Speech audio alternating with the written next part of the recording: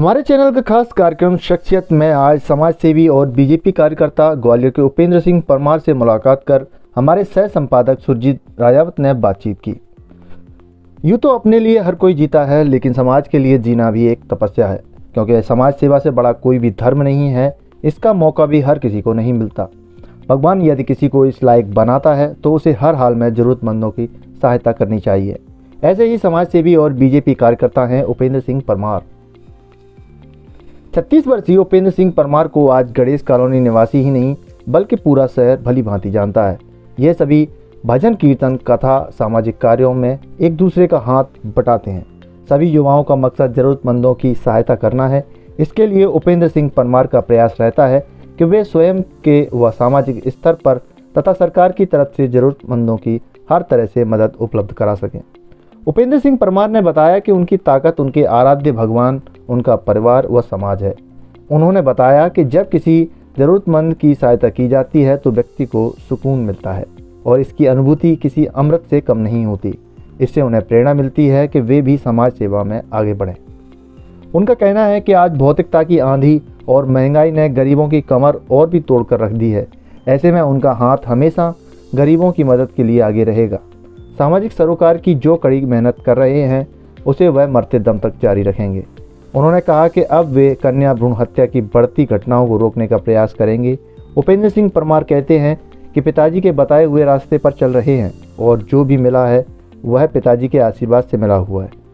किसी चीज़ की कोई कमी नहीं है। अमीरों के कई मददगार बन जाते हैं, लेकिन गरीबों की सेवा करके जो आत्मिक सुकून मिलता है उसका वर्णन शब्दों में नहीं किया जा सकता। Bureau report, Madhyanchal today digital.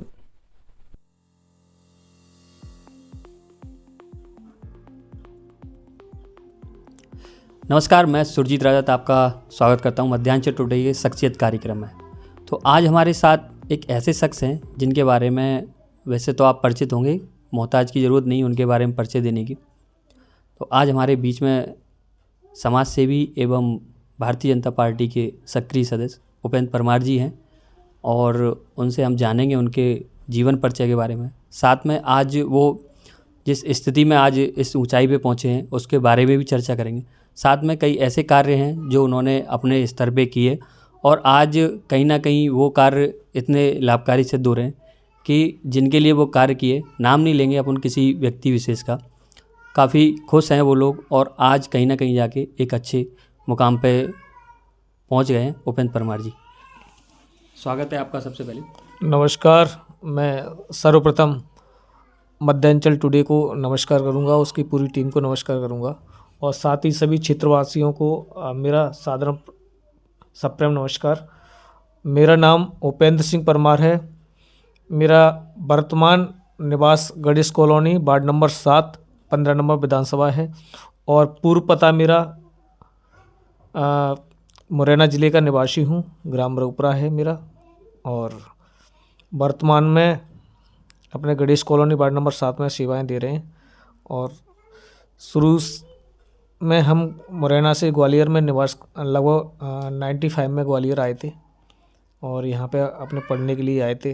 यहाँ पे धीरे धीरे अपने सारी यहाँ की व्यवस्थाएं देखी, अपना बिजनेस देखा, पढ़ाई के साथ साथ अपना काम धंधा भी करते रहे और लगभग 2005-06 से अपन प्रॉपर्टी के काम कर रहे हैं और आज भगवान की कृपा से ठीक ठाक कर रहे हैं।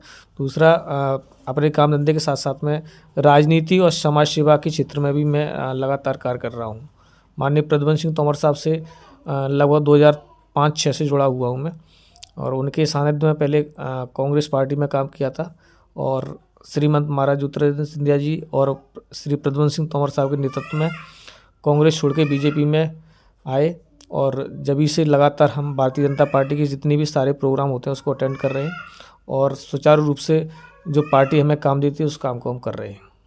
तो जैसे आप स्टार्टिंग में प्रॉपर्टी के काम में आए तो क्या समय रहा होगा, क्या स्थान रहा होगा जब आपने पहली बार प्रॉपर्टी का काम में शुरुआत की? बहुत ही छोटे स्तर से हमने काम किया था। पहले बिल्कुल किसी के साथ में सहभागीदारी डाल के छोटा अपना काम शुरू किया था, किसी के साथ में 5%, 2%, 10% का ऐसे करके आज भगवान की कृपा से अपन स्वयं का काम कर रहे हैं और ठीक ठाक चल रहा है। तो कहीं ना कहीं हम समझें कि आज कई ऐसे सैकड़ों की संख्या में जो लोग हैं आज अब आपकी वजह से वो अपने घर में पहुंच गए हैं कहीं ना कहीं जाके। बिल्कुल, हम कमाई को महत्व नहीं देते हैं। हमारा ये मेन लक्ष्य है कि जितने भी अपने भाई सहयोगी हैं उनको ज़्यादा से ज़्यादा लाभ पहुँचे और ज़्यादा से ज़्यादा उनको फ़ायदा मिले, इस प्रकार से हम काम कर रहे हैं। तो जैसा कि आपने बताया कि सबसे पहले आप कांग्रेस में थे प्रद्युमन सिंह तोमर जी के साथ में, उसके बाद जैसे वो भाजपा पार्टी में सिंधिया जी पहुंचे तो उनके साथ में वो भी पहुंच गए भारतीय जनता पार्टी में। तो आज कहीं ना कहीं आप भी भारतीय जनता पार्टी के सक्रिय सदस्य हैं। तो क्या लगता है आपको, जैसे आज पार्टी में आए बदलाव भी हुआ, उसके बाद थोड़ा सा कह सकते हैं कि जो जनता थी जो भरोसा जताया, उसके बाद कहीं ना कहीं आज भी अगर देखें तो कहीं ना कहीं जनता भी खुश है, सारी चीज़ कई ऐसे कार्य हैं जो उनके द्वारा किए गए और परिणाम ये है कि आज रोड की बात करें या गली मोहल्ले से जो निकलने वाले, कहाँ आरसीसी टूटी फूटी हुआ करती थी, नल्ला बहा करता था, वो सारी चीज़ें तो आज वो कहीं ना कहीं साफ़ सफाई अच्छी देखने को मिली। क्या कहेंगे आप इसके बारे में? निश्चित तौर पर हम अपने आप को बहुत बड़ा सौभाग्यशाली समझते हैं। मैं तो कह रहा हूँ जितने भी माननीय श्री प्रद्युमन सिंह तोमर साहब से जुड़े हुए हैं सभी कार्यकर्ता अपने आप को सौभाग्यशाली समझते हैं, जो लगातार अपने क्षेत्र की जनता के लिए अपना दिन रात नहीं देखते हैं और जनता की क्षेत्र की सेवा में हमेशा तत्पर रहते हैं। आपने देखा होगा इससे पहले भी इतने सक्रिय नहीं थे लोग, विधायक बनने के बाद लोग नहीं दिखते थे, परंतु प्रद्युमन सिंह तोमर हमेशा अपने क्षेत्र के प्रति जब भी भोपाल से आते हैं सीधे क्षेत्र की जनता का काम देखते हैं और क्षेत्र की जनता की समस्या को सुनते हैं। वह खूबी क्षेत्र में विकास कर रहे हैं। आप देख सकते हो अंतर्राष्ट्रीय बस अड्डा उन्होंने अपनी विधानसभा में जो लाए हैं, बहुत बड़ी सौगात है। अंतर्राष्ट्रीय खेल गांव लेके आए हैं। एलिवेटेड रोड जो सीधे अपने मल्लगढ़ा से लेके फुलवा को जोड़ रही है, करीबन आधा पौन घंटा लगता था, 10 मिनट में सीधे फुलवा पहुंच जाएंगे। दूसरा सिविल हॉस्पिटल है हीरा, देखिए आज कितना सुविधाजनक डायलिसिस जैसी सुविधाएं उसमें हॉस्पिटल में होने लगी है। अपने बिरला नगर प्रसूति गृह देख लीजिए, वो भी काफ़ी विकासशील हो गए। मनोरंजन कार्यालय देखिए, पटेल स्कूल, सीएम राज एवं कन्या विद्यालय, दो सीएम राज स्कूल उन्होंने अपनी विधानसभा लाए, तो ये बहुत बड़ी सौगात है विधानसभा के लिए। तो ये तो कहने की कोई ज़रूरत ही नहीं है क्योंकि जनता भी इस चीज़ को देख रही है। तो जो पूर्व में जो विकास नहीं हुआ वो आज विकास की एक रूप से गंगा सी बह गई और जो नल्ले नालियों की बात थी वो भी आज कहीं ना कहीं जाके जो ओवरफ्लो निकलते थे वो आज कहीं ना कहीं नीचे देखने को मिल रहे हैं। तो मैं थोड़ा सा आपके बारे में जानना चाहूँगा, जैसे आपने जो कदम रखा, क्या समझते हैं राजनीतिक और सामाजिक सेवा में? देखिए, मैं समाज सेवा को एक पूजा समझता हूँ। जैसे व्यक्ति को सुबह उठ के पूजा करनी चाहिए, उसी प्रकार से क्षेत्र की समस्या मेरी सर्वप्रथम मेरा लक्ष्य है। मेरे आस पड़ोस के लोग, मेरे वार्ड के लोग, मेरे रिश्ते नातेदार संपर्क के जितने भी लोग हैं, जो भी मुझे काम देते हैं बखूबी मैं उस काम को निर्वाह से करता हूँ, अपना काम समझ के उस काम को मैं करता हूँ। और मेरा लक्ष्य यही है कि लोगों को ज़्यादा से ज़्यादा लोगों के काम हों, लोगों को सरलता से काम हो जाए, ये अपना लक्ष्य है।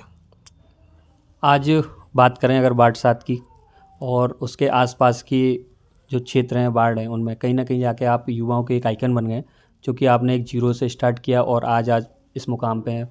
सारी चीज़ें होने के बावजूद भी आपके पास किसी प्रकार का कोई घमंड नहीं। आप ज़रूरत पड़ने पे भी सुबह भी जग के चप्पलों में पहुंच जाते हैं, कभी बार ऐसा होता है कि भाई पैदल भी चले जाते हैं। तो क्या लगता है आपको कि ये सारी चीज़ें मतलब कहाँ से कहाँ स्टार्ट किया आपने? देखो, इंसान को हमेशा अपना बैकग्राउंड कभी नहीं भूलना चाहिए। हमारे पास चाहे गाड़ी हो, घोड़ा हो, कुछ भी हो, पर मूल अपन साइकिल को पे भी चलना चाहिए। व्यक्ति को हमेशा बाइक का भी यूज़ करना चाहिए, कार का भी यूज़ करना। जैसा समय है वैसा अपन को भेष बनाना चाहिए, जैसा देश वैसा भेष, वो कहावत बुजुर्गों ने हमारे ने बनाई है, वैसे करना चाहिए। दूसरा, हमारा पैसा हमारे लिए है, कभी इसका कोई घमंड नहीं करना चाहिए। सब यहीं कोई ना कोई साथ लेके आए, न साथ लेके जाएगा। ईमानदारी से किसी की आत्मा न दुखाते हुए, एक सच्चे लक्ष्य पे चलते हुए, एक ईमानदारी से अगर आप काम करोगे, ईमानदारी से अपनों के बीच में रहोगे, तो आपका वर्चस्व भी बढ़ेगा निश्चित रूप से, और ऊपर वाला आपका साथ भी देगा। ये मेरा स्वयं का अनुभव है। अगर बात करें 2021 में, तो एक आपके द्वारा एक भव्य कार्यक्रम किया गया था। लगभग मैं समझ रहा हूँ कि सैकड़ों की संख्या में जो बुजुर्ग थे, माता बहनें थी, उनके द्वारा आपके वार्ड नंबर 7 में कार्यक्रम किया था। तो इतना बड़ा कार्यक्रम क्या लगता है कि आपको कैसे संभव किया हुआ? देखिए, सभी भाई हैं, मेरे साथी हैं, सहपाठी हैं, मेरे मित्र दोस्त यार हैं, सभी का भरपूर मेरे पे सहयोग रहता है। और मैं कोई भी काम करता हूँ एहसास भी नहीं होता। एक दिन पहले ऐसे ही सभी लोगों के साथ बैठ के मीटिंग हुई थी कि मैंने कहा मैं अपने वार्ड के माताएं बहनों हैं उनका सम्मान समारोह करना चाह रहा हूँ जन्मदिन के उपलक्ष्य में। तो सभी भाइयों ने सहयोग किया और भव्यता के साथ वो पूरा प्रोग्राम जो था सफल आयोजन रहा। सभी दोस्त यार मित्रों की मैं और अपने वार्ड के सभी माताएं बहनों सम्मानित बुजुर्गों का तहे दिल से धन्यवाद देता हूँ उस कार्यक्रम के लिए। जैसा कि अभी कुछ दिन पहले एक वीडियो देखा था सोशल मीडिया पे, आप गौशाला भी गए थे गौ माता को चारा खिलाने के लिए। तो क्या लगता है आपको कि और लोग इससे जुड़ें इस कार्य के लिए, या कुछ ऐसा कुछ?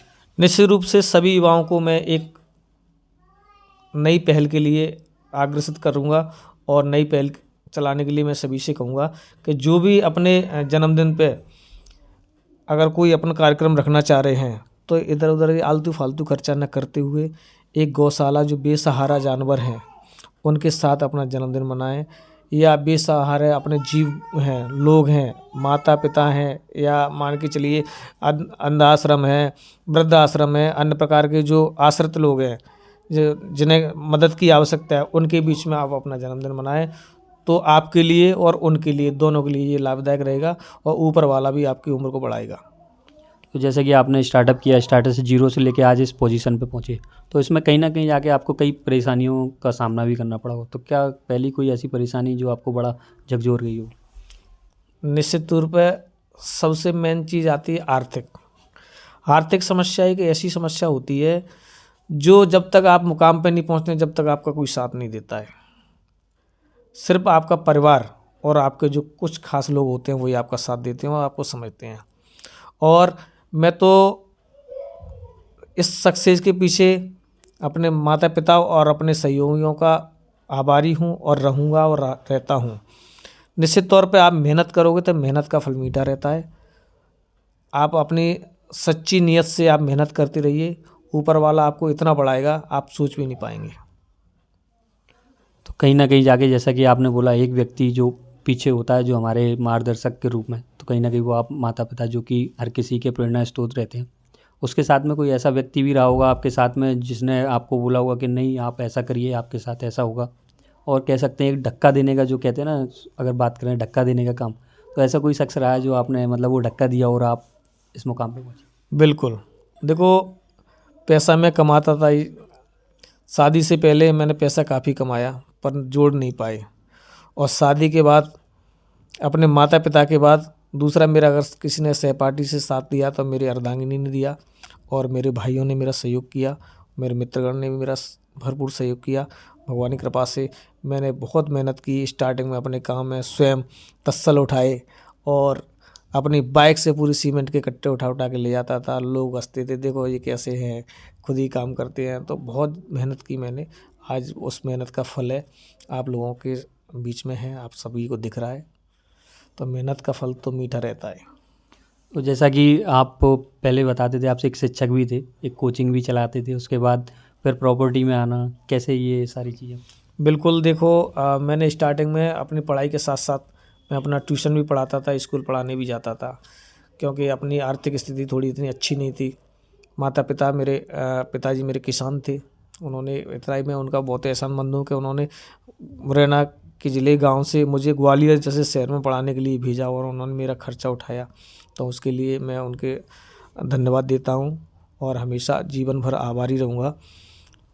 उस गांव से आके शहर में अन्य खर्चे भी रहते हैं, अपने जेब खर्चे के अलावा ट्यूशन है और भी कोचिंग है, थोड़ा खाना पीना, जिम जो वगैरह जाना, तो ये सारी चीज़ों का खर्चे के लिए आवश्यकता पड़ती। तो उसके साथ साथ मैंने ट्यूशन और स्कूल का भी वर्क किया और धीरे धीरे अपनी पूंजी जोड़ के इस मुकाम पे आज पहुंचा। आजकल जो युवा भटक रहा है कहीं ना कहीं जाके, तो उनके लिए क्या संदेश आप देना चाहेंगे? युवाओं से मैं निश्चित तौर पे कहूँगा, अपना एक लक्ष्य पकड़िए, एक लक्ष्य को एकाग्रता के साथ, कंसंट्रेशन के साथ उस कार्य को करिए। आप निश्चित रूप से आपको सफलता मिलेगी। आप इधर उधर ना भटकें, सिर्फ एक कार्य पे अपना फोकस करें, निश्चित तौर पे आपको सफलता मिलेगी, ये मैं गारंटी देता हूँ। उसे अंत में आप जनता से क्या अपील करना चाहेंगे कि किस तरह के कार्य उन्हें करने चाहिए, या किस तरह के जो कार्य पे चल रहे हैं उन पे किस तरह से बचाव करना है? निश्चित तौर पे मैं सभी से यही अपील करूँगा, आप सद्भावना के साथ, भाईचारे के साथ एक दूसरे की हेल्प करें, कभी किसी के साथ कोई दगा धोखा ना करें, एक दूसरे से मिल के रहें, अपने काम एवं अपने परिवार पे अधिक फोकस रखें। मैं कह रहा हूँ नेता नगरी कर रहे हैं, अदर कोई काम कर रहे हैं आप, उसके साथ साथ अपने अर्थव्यवस्था को महत्वपूर्णता दें और अपने काम धंधे पर अधिकतर से ध्यान दें, तो आप निश्चित तौर पर सफल होंगे। ये थे हमारे साथ उपेंद्र परमार जी, समाज सेवी के साथ साथ भारतीय जनता पार्टी के एक सक्रिय सदस्य भी है। साथ में काफ़ी अच्छी जानकारी मिली कि युवाओं को जो रास्ते चल रहे हैं उनको कहीं ना कहीं जाके अपने भविष्य की चिंता करनी चाहिए, क्योंकि युवाओं का जो भविष्य है वो कहीं ना कहीं आगे हमारे देश का भविष्य भी है युवा है। तो उसी के साथ युवाओं को एक लक्ष्य जरूर निर्धारित करना चाहिए जिस पे वो चल सके। मैं सुरजीत सिंह राजावत इस कार्यक्रम को यहीं समाप्त करता हूँ। धन्यवाद। जय हिंद, जय भारत। मध्यांचल टुडे के खास शख्सियत कार्यक्रम के अगले मेहमान आप भी हो सकते हैं। अगर वीडियो आपको पसंद आ रहे हैं तो लाइक शेयर जरूर करें। इसी के साथ धन्यवाद। जय हिंद, जय भारत। अगर आपको हमारे वीडियो पसंद आ रहे हैं तो चैनल को सब्सक्राइब करके घंटे के बटन को दबा दीजिए ताकि आप तक सारी खबरें समय से पहुंच सकें। धन्यवाद।